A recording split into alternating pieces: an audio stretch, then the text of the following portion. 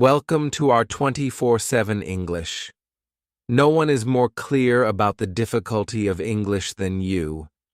When it tells you need a teacher, that you can only learn with others, that you must live in an English-speaking place. What would have happened if I told you that all of these are wrong? If I said that you can use English everywhere every day, even if you're on your own?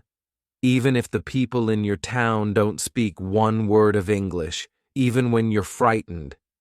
This is not something tricky. It's not a substitute for hard work, but instead, the truth. You have the tools right in your hands, just as you used to. I'm going to help you to remember how to use them today. So stick with me, because when the video is over, you will not only listen to English, but also talk it. I still remember the first time I dared to speak English. I was alone in my room. I looked in the mirror and said, "I am," then faltered. For a long while, I did not know what to say after that. My voice sounded very small. My words were weaker than that. Even if I were saying it right, I didn't know. No one was there, but I still felt shy. I looked at myself again. This time I did not stop. "My name is Ariel," I said again. I added another sentence to it, then one more. "I am a pupil. My hometown is in a tiny place." The sentences were far from perfect, but they were my own. And having said these tiny steps, now everything had changed. I had always been waiting for someone to come and help me, a teacher, a classmate, or a class itself. I realized this really important point that day. I didn't have to wait any longer. It's English I can talk about now, right now. My mouth is free. My thoughts are ready. I don't need a partner. I don't need anybody's permission. I just need to make up my mind to speak. So I began to talk. I spoke slowly. I mumbled. Just a little bit each time. One or two simple things just stuck out in my mind. I'm hungry. It's sunny today. I've got 2 books. These were not big sentences, but they were mine.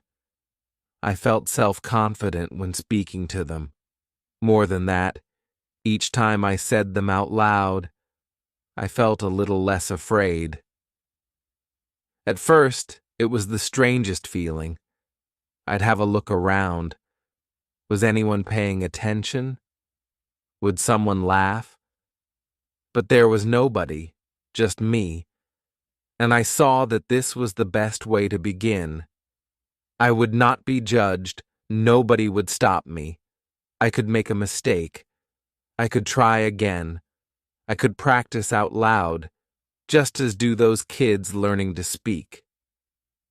I was walking around the house talking. I opened the door and said, "I'm opening the door." I picked up a spoon, and then I said, "This is a spoon." I made tea and said, "I'm making tea." It was fun. It seemed a bit like a game. I started getting a kick out of it. I began to look for things to say. I was learning from everything. One day I went outside. I walked in an English whisper down the street. The sky is blue. I see a dog. That man has on a black hat. I was building my language one sentence at a time. No books of grammar, no long lectures. They were just words, real words from real life spoken by me. And then something wonderful happened. I began to think in English, just a little bit. Not all the time, but sometimes when I looked at something, the English word would come. I saw a tree and thought tree, not the word in my mother tongue. That was the moment when I knew it was working. Speaking out loud had changed my mind. My brain was starting to believe now that English was part of me. I didn't need hours every day. In fact, all that was necessary was 12. To be exact, if you're in a hurry, that's still enough time between TV programs, just 10 minutes at either end of the day, or only 1 minute before supper. The secret wasn't in time. The secret was continuity. Every day, every single day, a sentence or two, one voice was yours. I had no plan to follow. I didn't follow a specific pattern. I just spoke whatever I saw, whatever I felt, and whatever I did. I am sleepy. I want to go to bed. I like chocolate. Noise makes me nervous. These were my thoughts. These were my feelings, and now I was saying them in English, slowly, gently, but clearly and very bravely.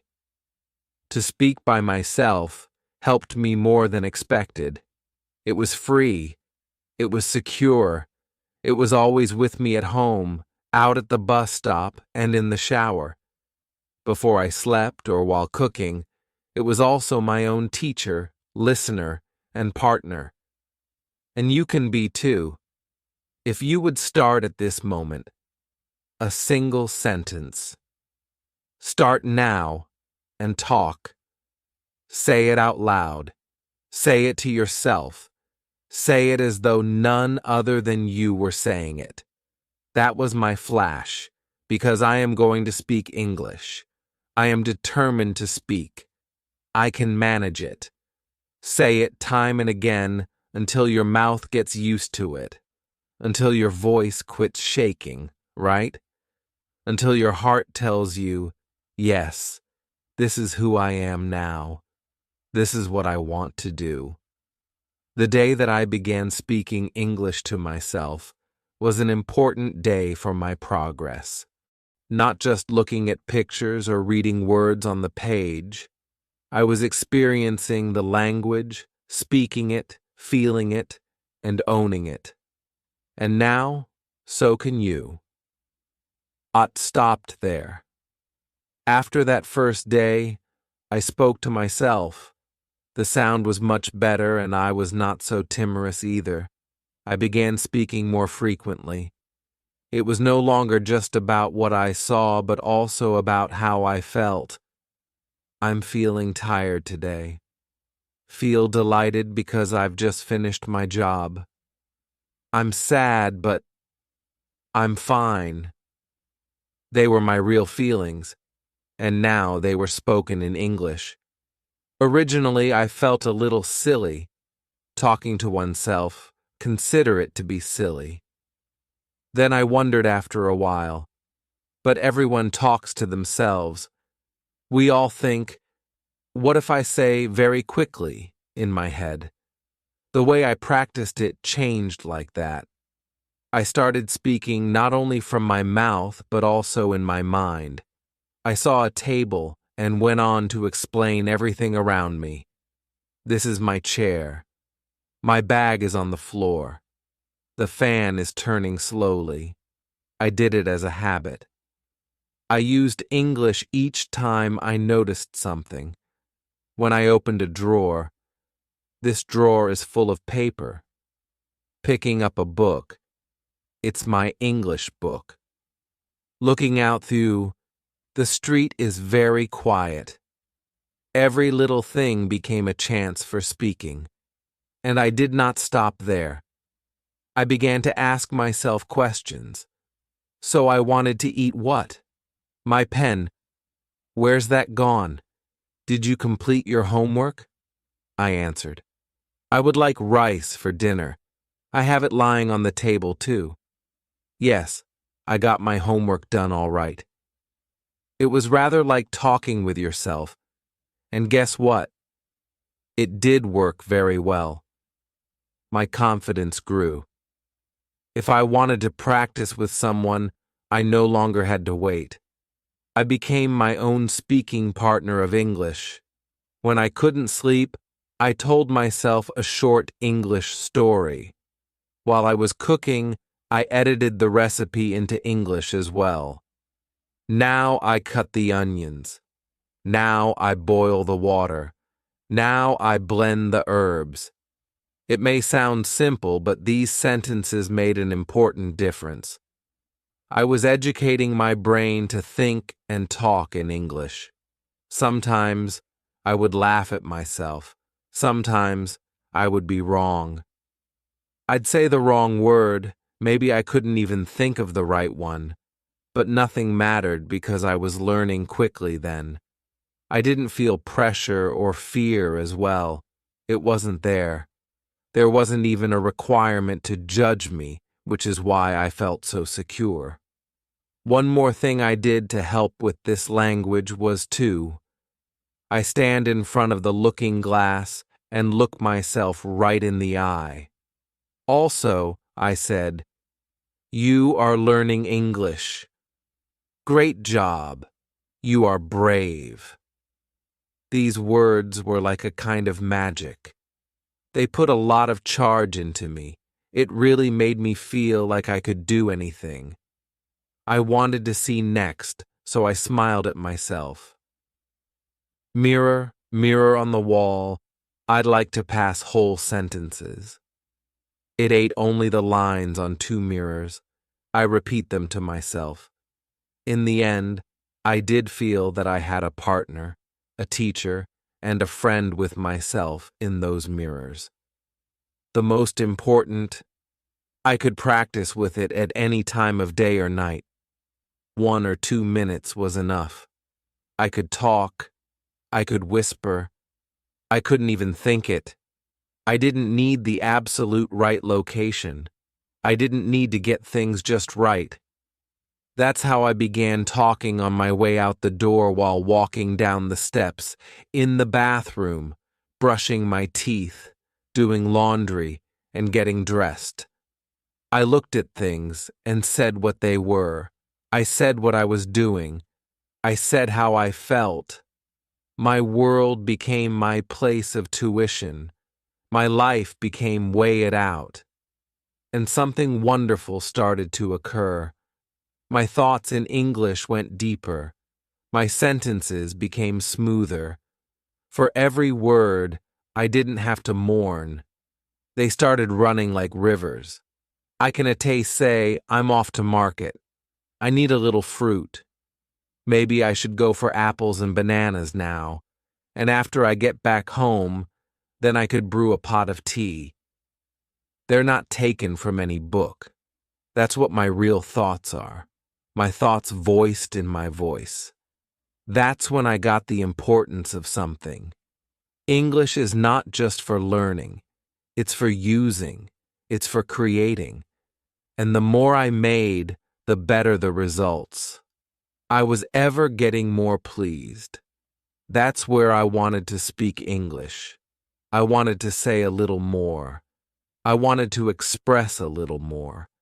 I wanted to practice a little more. And I was still the last man ready for the next move. I talked in English every day. But every day, there were some that were missed. Every day, there were others that were just too busy for me. On some days, I just didn't feel like it. Then I discovered that if I wanted to carry on so as not to stop altogether, I needed a simple habit that would remind me to speak English even when I was tired or ill-prepared. Therefore, I devised myself a new plan. It was nothing complicated, not much at all. Just a few minutes every day and always at the same time. But what would this have been? I chose the morning. As soon as I brushed my teeth, I turned, and in the mirror I would then say, "Good morning. Today's fresh. Today's fresh. To you it matters not. This morning I am speaking English." It is a very simple thing, but it allowed me to start. That one line opens up a door, and after that first sentence, the second one is much easier. It talked about my plans for today. Today, I'll be studying. There is some cleaning to do in my room. I want to read a book.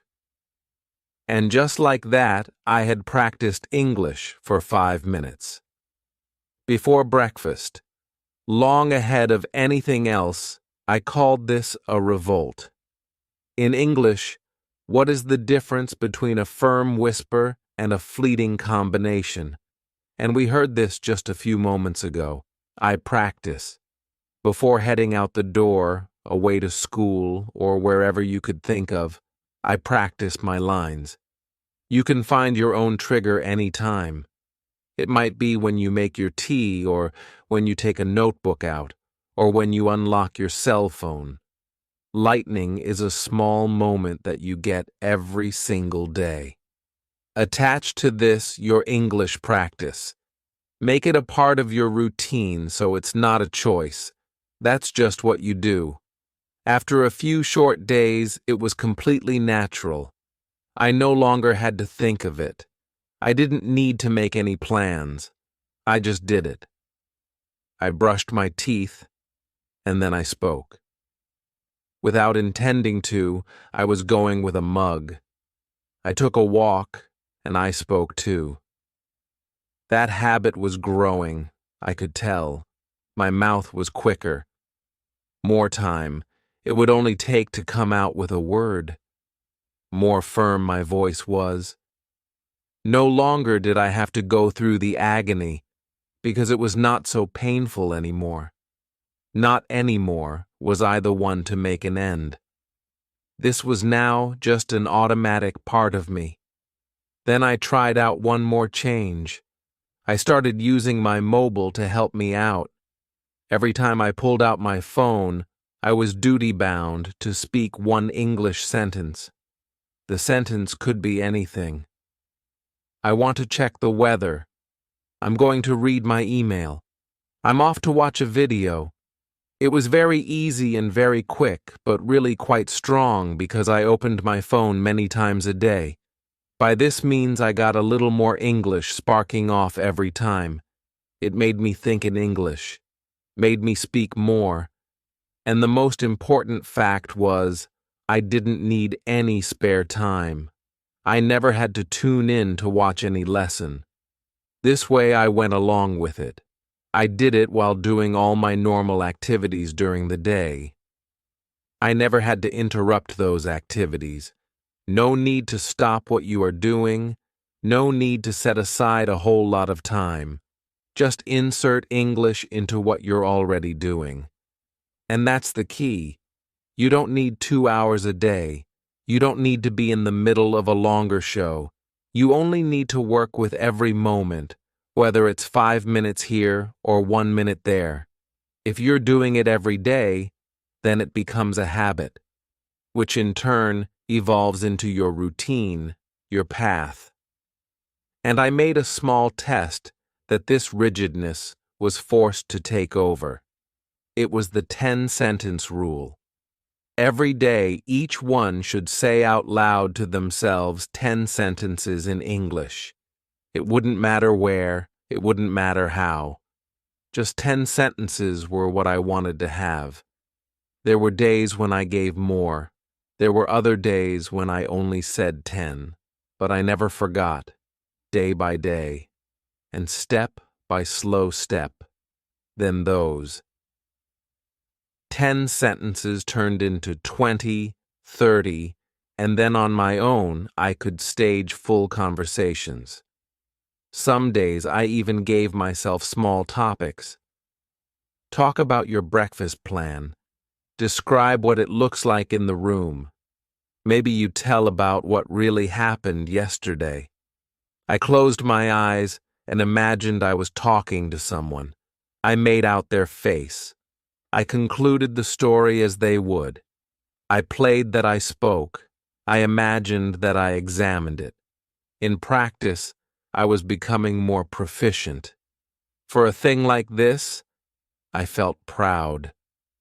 Because I was taking a tangible, not imaginary course of action, I didn't have to wait for anyone. I didn't have to find a partner. I didn't need to have a just right sentence. I simply had to show every time I was there, each time I was practicing, and each time I was talking. Then, day after day, my system got stronger, my trigger got more effective, and my sentences gained more length. And now, my English was that much better, so that at last, I could really hear myself. One morning after I had done 10 sentences, I stopped. I asked myself a question. What do you understand and say? Curiosity had gotten the better of me. I wanted to answer myself. I had been speaking every day. I could say sentences with increasing speed, but always there was that lasting discomfort. I never knew what I actually sounded like. So one day when I got all by myself out into the forest, I went up over the ridge of that forest, and then I spoke. My name is Ariel. I come from a small town. I find English quite a mistress. I really wish I could go home to a city like that, because that city is. Then I stopped. I pressed play and listened. First off, I was anxious. My voice seems quite odd to me. I was mistaken repeatedly. I felt awkward as well. However, I kept on. I never stopped. I listened again. And something in the midst turned. The beautiful narrative they used to say about me I got to listen to again. My words were actually clear. My sentences made sense too. They were all complete. At least it made me feel tough then. The next morning, I listened to what I'd recorded the day before. My sentences were slower. My words were softer. You could hear the difference in just 2 weeks. It was working. Speaking every day was working. Recording my voice was working because I could hear my own progress. Sometimes I listened and repeated right away. I said a sentence, then I listened, then I said it again. I copied myself. I made the same sound stronger, clearer, and more natural. It felt like polishing a stone. Bit by bit, I made it shine. I also started to copy native speakers. I found short videos online, 1-minute clips. I played a sentence. I paused. I repeated it out loud. Then I recorded myself saying it. I compared. How close was my version? Did I say it like them? Sometimes yes, sometimes no. But every time I learned something. Because learning became enjoyable in this way. I didn't feel like I was studying, but rather like I was playing, like I was learning a song, like I was part of the rhythm, the beat of English, the confidence of something. I didn't use hard grammar books. I didn't memorize long word lists. I just recorded myself and listened from the heart, not with caution. I grew slowly but surely. Some people would wait to speak until they felt ready, until they felt perfect. But that day never arrives. You don't get ready first. You get ready by doing, by trying, by recording, by listening, and by improving. I didn't have a microphone. I only had my voice. But that was enough. And if I could do it, then so can you. Open your phone. Find the voice recorder. Do not fear. Do not be critical. Just listen. You'd be surprised. What you hear there could be the sound of bravery. Do it every day, a little more, a little louder, a little stronger. One day you'll listen to these recordings and smile because you won't just sound different. you will feel like a different person. And when that time comes, you will want to talk to more than just yourself. After several weeks of recording my voice, I wanted to move beyond that. I wanted to put my English to use in real situations, but there was no one to talk to. So I created these situations for myself. I started to invent conversations. I began to live inside little stories, stories that were made of me alone, of my own words. In my room, I sat as if I were in a cafe. I could pretend a waiter comes to my table. Looking at an empty chair, I'd say, "Hello, I'll take a coffee, please." Then I waited for the reply in my heart. I also replied, "Sure. Do you want milk and sugar? Here's just milk, thanks." I kept on like this. I pretended that I was carrying on a conversation with myself, and there was no one else in the room. At first it felt odd, but soon it became thrilling. I had become a character. I was clearly articulating ideas. I was selecting my words. I was giving feedback. Through me, everything was practiced. Some sentences, listening and thinking. Most importantly, speaking. I did this every day. Sometimes I was a customer, other times I was a teacher, and once I was a traveler. I pretended that I was at the airport. "Excuse me, where is gate number 10? Then I imagined the response, "Straight ahead, then to your left." I also inquired, "How long is the flight?" Then I gave my answer, "It's about 6 hours." These small slices of life gave me. They made English practical. And most importantly, I hadn't used any. Probably I didn't need to either. No app, no book, only my brain, only my mouth. I could do it while walking, while lying in bed, or while cooking. I brought English into my life, and what I created made me stronger. I also started to use what was around me. I held a spoon and pretended that I was teaching the language. "This is a spoon. We use it to eat soup," I stated. I picked up a book. "This book is interesting. It's about history." I checked the clock. "It's 5:30 p.m. I have to leave now." I always look at the door. "Could you open the door for me?" After the question came the answer. "Sure, here it is." I turned my room into my own performance stage and transformed the things in my room into my own tools. I was learning through living. This made me courageous. I wasn't afraid to speak anymore because I was speaking every day. And when you do something day in and day out, it soon becomes the norm. It becomes easy. Even if I made an error, I didn't stop. I smiled and tried again. I was becoming more proficient at the time. I was aware of it. One evening, I went out for a stroll. I passed by a shop, and looking in at the window, I simulated a scene. "Sorry, how much does this bag of yours cost?" I paused. I responded, "It's $20. Then I queried further, "Do you have it in black?" As I walked along, I was smiling.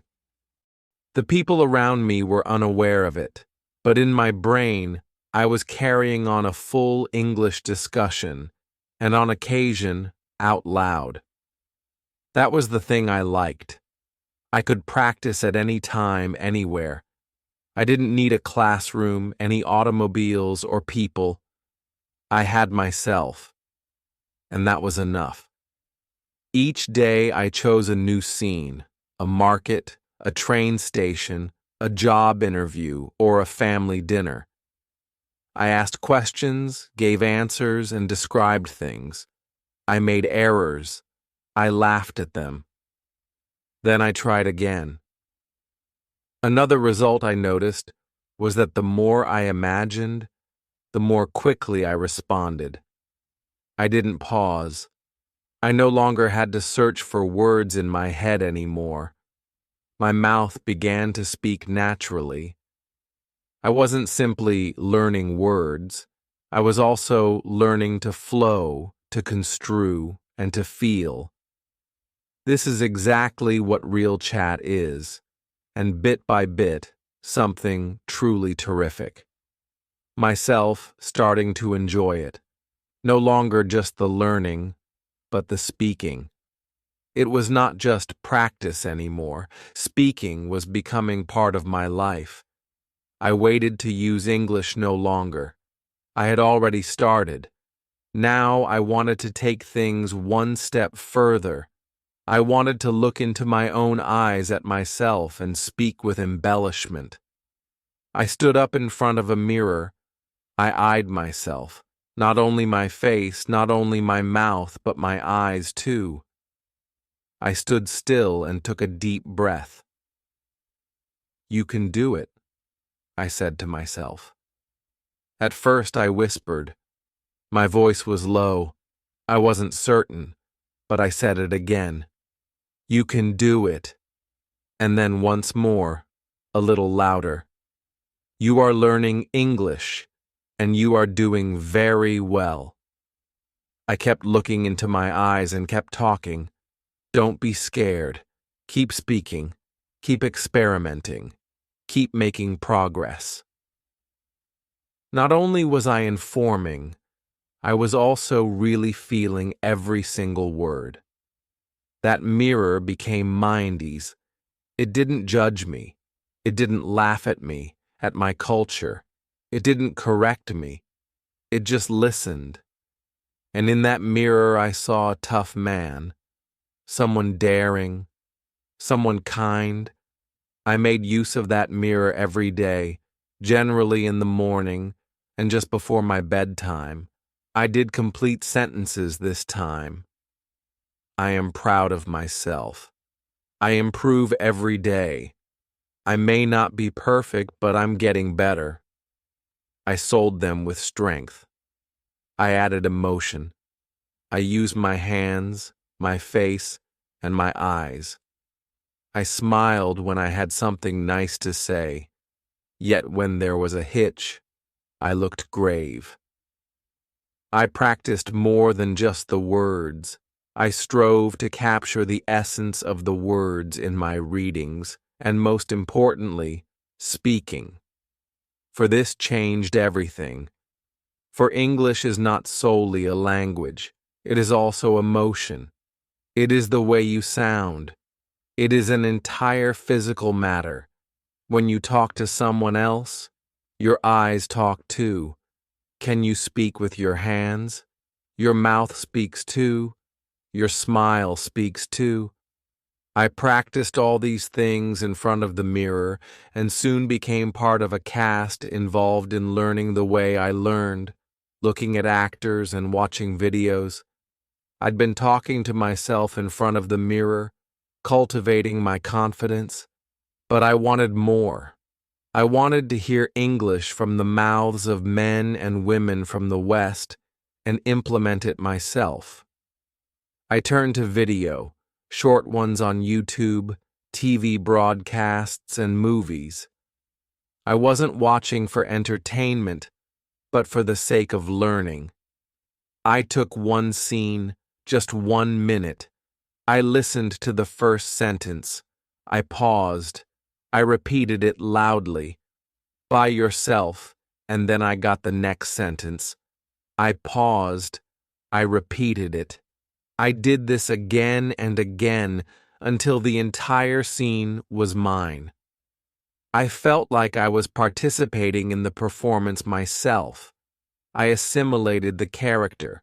I also studied the tone, the emotion, and the speed. I spoke with energy.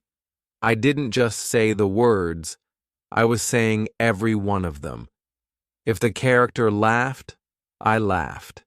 If they were serious, I was too. It felt as if I was no longer alone. It felt like I was part of a real conversation. I also used subtitles. First, I watched it as it came out on January 1st, 1001. Then, I turned on the English subtitles. I listened as I read simultaneously. I turned off listening to the voice. I'd try to understand without reading. And finally, I started with the video. This is called post-speech. I speak when I speak. No voice works. You follow like a shadow. It was powerful because you talk like native speakers. You copy their flow and their sound effects. I also used songs. I chose songs that I liked, ones that were slow and clear. Then I listened to one line, I read the line, then I sang it. As long as I didn't understand all the words, I would continue to sing. This is because music makes words easy to remember. They are written to percent, not one's memory. It serves to help you to 2% pronunciation flows more smoothly. Most of all, it is fun. There was a song I loved. I sampled that song every day. I learned all the words. I sang on the street. I sang while I was cooking in my house. I sang even when I was lying on my bed. I had no regard for whether or not I was in tune. I had no regard for whether or not there was anyone listening in the end. In every single line, I bristled with enthusiasm. I wasn't just using language. I was taking it in. Sometimes I made printable figures from cartoons. The voices were slower, clearer, and easier to listen to. I copied them. I acted as they did. Sometimes my voice changes. I also change my voice. From time to time I laughed along with them. I cried with them or talked to them. Every episode became another step toward a change with new content. One time I came upon a clip where two friends were having a conversation in a cafe. I really liked it. So I memorized it. I would be the only other person in that scene. I paused, and I became one friend. You go first. The next took place after I was the other friend. Yes, I'll have a mocha coffee. It was as if I were performing in a show, and yet in reality, I was seriously studying to change, hopefully in every genre. I repeated the same scene every day until I no longer needed to look at it. This scene became my own. I did not need the big screen. I did not need a computer. I was on my phone. I picked up my earbuds and whispered my remarks on the street. No one saw it, but I was learning a second every free moment. The best thing is that I also know more. I caught elitus in other videos. I repeat, kinky child, snigs. I left the sentence in my mouth in real life. It was part of me. I certainly was not heavy or complicated, but light and simply attendable. I wasn't a student anymore. I was a speaker. I was part of the language. One ESCO through my voice, one benefit, ACHHDA. And when I looked back, I smiled. I had started quietly by myself, but what if I wanted to talk to the whole world now? I could copy native speakers, and I appreciated the music of English, its color and climate. And I was about to undertake an even greater task, to stop translating itself in the brain and begin thinking in English. I was speaking more, I was singing more, and I was repeating more. But sometimes I would still stop because I didn't really feel like speaking. There was something wrong. I thought in my language. I looked up the English word, and then I said it. For a while I was slow. I was sluggish. I wanted to speak faster. But my thoughts held me back. From then on, I understood something very profound. If I want to speak fluently, I have to avoid translating in my head altogether. English has to come to mind spontaneously. At first, this seemed impossible. Think in English? How? So far, I had always depended on my own language for thinking. Changing this seemed out of the question, but I remembered how I had learned to speak as a child. I didn't apply any form of translation to it, whereupon I saw things and recounted them simply. I saw a cat. I said cat. I felt happy. I said happy. So I decided to do the same from now on, like a newcomer, like a newborn baby. No fear, no in-between stage, no translation. Just straight into English. I started small at first. I looked around, and I named things in my mind. Chair, fan, light, phone, bag. No complete sentences at first, just words in my head, not translated. Introducing activities into the picture. I sit, I eat, I drink, I walk. I spoke these words as I did them myself. And little by little, my mind began to link directly into English. Adding feelings came next. I feel tired. I am excited now. I'm bored. I didn't wait for words from the language I was born to speak. I chose English as my first language. I made my mind immediately think that way. In other words, straight ahead, no mediation, take the English road. I also changed the language on my mobile to English. It was small and simple, but very powerful. Every time I turned it on, it was covered with English. Every button, every message I read, all of it I understood. I lived in it myself. In my mind, I began to think in English. I didn't say those words aloud. I just thought of them. Rigorous mind training. I asked myself short and quick questions, and I replied to myself, "Where are my shoes?" At the door. What should I buy? Milk, bread, eggs. Simple thinking. Simple, but all in English. At first the going was slow, the evening and morning, but each time I felt stronger. On occasion I found myself starting to think in my mother tongue again, but I stopped. I told myself, no, think in English, say it in English. I took a deep breath. I tried it again. Actually, that's how I changed. Not overnight, nor within a week's time. Instead, I just slowly, step by step, trained myself to live in another language. And it worked.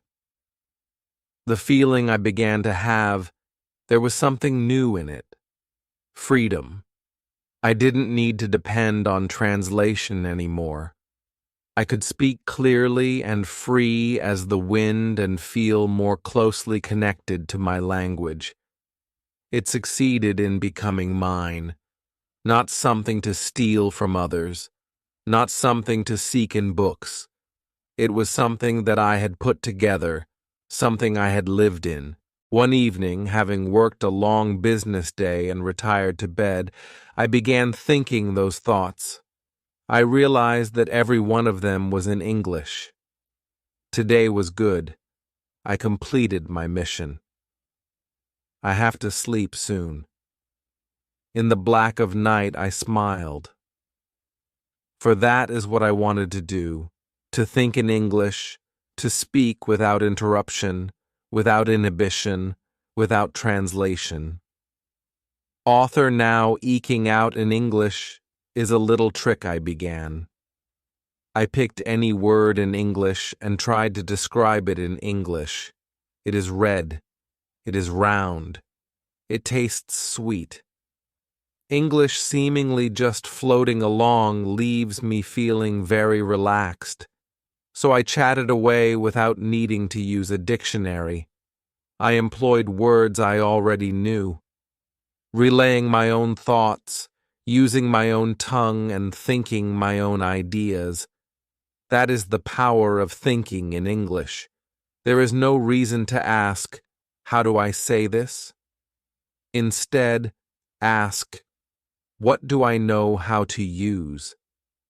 It is from what one possesses that one draws one's vocabulary, and that is what makes communication. I also saw another aspect to this. After I began to think in English, my speaking went a notch smoother. The words came together. I didn't need to pause so often. Think about it. And slowly my Chinese would go out of me, and I understood. Just a feeling would come into my head. And then I also started with something more. I began asking questions about my day. I discovered that the little questions made me desire validity. It didn't have to be perfect or complete. I tried to be as regular as possible every night, just the same way I brushed my teeth without fail every night. Just as when I said goodnight, I hoped to do my evening English-related talk. Then my voice would drop. My language would become simpler. But still I was speaking, and still I was improving. I never stopped to check my grammar. I never worried about making a mistake. I just kept on talking. With no reluctance or misgivings, I recounted the things I had experienced, what I did, and how I felt. I said that I had felt sleepy in the afternoon. I declared that I had a friend who called me today. I said, laughing in the evening, that I watched a humorous video. These weren't pieces of instruction. They were simply things that had come out of my recollections, whereas now they were out in the open and using English as their carrier media. Some nights I would have finished a tough day and be both tired and speechless. Nonetheless, I would force myself to say something, even if only 1 minute's worth. Even if it was just 5 sentences, I still had something to say. I'm tired. It was a very long day. I could go to sleep happy, knowing that I had just practiced my English. I said these 5 little things. I felt a deep affection for them, and then I went to bed to sleep in peace. I knew I was making progress and secret advances that no one else should know about, for they were mine alone. And when I began this small daily habit, it changed everything, because now every day I had some stories to talk about. I wasn't scrounging for topics. I wasn't merely repeating the old stuff. I was talking about new things each evening, for my own life had become my practice, and this made English real. No less a personal recollection was shown in this. But what change had taken place was inside of me. I didn't know what this change was at the beginning, but one day I suddenly sat down quietly and discovered myself doing things. I spoke one sentence and then the next. I went on to sentence after sentence, and yet there was no pause. I didn't stop to consider, nor did I feel scared. No, I was not afraid. I didn't worry if I said something wrong. Not at all. I simply started talking, just as if it were a matter of course, and of course I spoke in my own way. And it was then that I realized I had already become my own English teacher. I didn't need anyone to exhort me. I didn't need someone to practice every day with because I had already been practicing every day. I was in doubt about how to begin. I was uncertain. I thought I wanted a friend, a tutor, or a class. However, it turned out very simple. Too simple. What I really had to do was speak out loud. Just speak. Even if he was alone, even if nobody was around to hear, even if no one clapped his hands. The real magic was never outside of me. From its beginning to its end, it was always alive in me. I used my mirror and I used my mobile telephone. With the habits I had already picked up, I talked to myself as I walked, I talked to myself while I ate, and I talked to myself while I looked out of the window. I recorded my voice. I talked about my day's activities. I thought out flick scenes. I kept up with movies. I sang songs. I thought about it in my own mind, and I spoke out of my mind. In other words, in my own way, I made English a part of my life. Now when I talk, I don't feel that I'm a student. I feel that I'm a speaker. While my sentences are not perfect, they are strongly felt, and while they don't have the precision of standard prose. And here's another important point I want to make. You can do the same as me. You don't need a perfect accent. You don't need big words. You don't need a language partner sitting in the opposite corner of the world. For you have a partner with you now. That partner is you. You are your teacher, your listener, and your greatest fan. The one who persists. The one who speaks even though being silent. The one who just keeps on. Now what else is there to say? Talk about your day. Talk about your dreams. You've got a mirror. Talk with it. And you've got a heart. Talk with that too. Call out until your voice is hoarse. Shake the dust of hundreds of miles off your back in county after county, and then the words become fluent with it all. Most importantly, and this is the greatest thing of all, the journey never ends. You'll keep growing, you'll keep discovering, and you'll keep on filling up your own surprises. Step by step, just one sentence. Now make a pledge to yourself. Certain as the sun will rise tomorrow. Speak it out, dear friend. Every day, regardless of where you are or anything you're feeling, be sure to keep on speaking.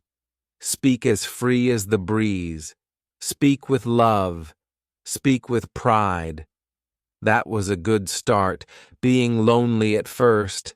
Now you're just brilliant. You don't need anything more than this, for you already have the start. But continue on. Your English voice will be heard all over. Say it. If this video helped you to become a bit more talkative, good. So let's not stop now. Insert your sentence in the commentary box below. Let's join hands together in becoming used to translating in the evening. One word, one voice, one hearer after another grows. And remember, from us as everyone, especially on video channels, we sure would like you to support your neighbor. This neighbor holds no more than one. Else this ordinary person sitting in a room twice triple-layered cow, happily dreaming on the lonely English journey. You already possess everything required means that one is already well out ahead. There is no turning back. You have started, and now just keep going. Your English heart will be left behind, waiting for you to give voice to it. After a world map is mentioned, some of the things that this stands for, or what has been specifically meant by world map, are such as if you wanted a chart related to the text, e.g., a chart giving a status update on language learning or something similar, information about world maps, or whether this was a mistake. After all, until now, I have not made any charts, as the entry world map does not explicitly ask for them, and the rules themselves do not accommodate charts being drawn with no form of request whatsoever. Please tell me what you would like to do next.